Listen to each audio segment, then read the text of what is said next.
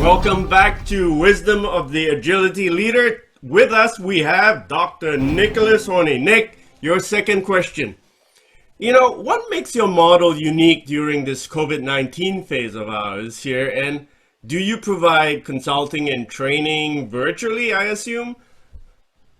Yes. Well, first of all, in terms of the uniqueness of the model itself, when you think in terms of what are the behaviors that for leaders that are really critical behaviors when you're faced with a pandemic, like this, or in fact any other significant change that is going to be coming even after the pandemic is behind us. The first element that is critically important and unique among other models and frameworks is the aspect of anticipating change. It's no longer good enough for leaders to be able to sit back and wait for change to happen, to appear at the doorstep, and to be able to respond and react to that. There's still a lot of that goes on. And we're not perfect in terms of being able to anticipate everything that's coming at us. But anticipating change is really about understanding the trends, the patterns, doing some scenario planning so that in fact you understand the implications of that change that's coming at you. So when the pandemic, everyone was well aware of the pandemic, and those that really were equipped in terms of anticipating change, they're already working with their team, their suppliers, their partners, going through a number of scenarios in terms of what happens when it impacts our supply chain, what happens when we have to send everybody to be able to work virtually. What does that mean? What does that look like? What does that do for cybersecurity issues, et cetera?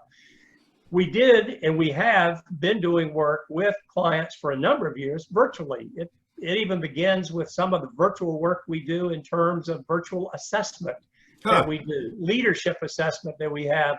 That's all done virtually. Assessments are completed online and immediately provide immediate feedback, as well as we virtually through Zoom meetings, provide them feedback about what did their 360 assessment say, what did the personality assessment say, and how does that tie into their leadership agility. So yes, we've built all of this ahead of time into a number of different, whether it be virtual seminars or virtual work sessions, and at an individual level, virtual coaching. So you're telling me if I wanted to assess myself as a leader, whether I was agile or not, I could go straight online and get a simple assessment and get a result? You could. One of the things that we do have self-assessments where you can go through that process, get an assessment in terms of your own individual leadership agility. However, we find a more powerful instrument is in a 360 assessment, yes, where you get points of view from peers and subordinates and others, et cetera. And we would work with you and coach you, providing that feedback along with some other personality assessments to really look at more in depth in terms of what are those critical skills, what are those critical things that you're really strong in, as well as what are those critical few things that can make a real difference. Ladies and gentlemen, the agility expert, Dr. Nicholas Horney, will see you on our third question.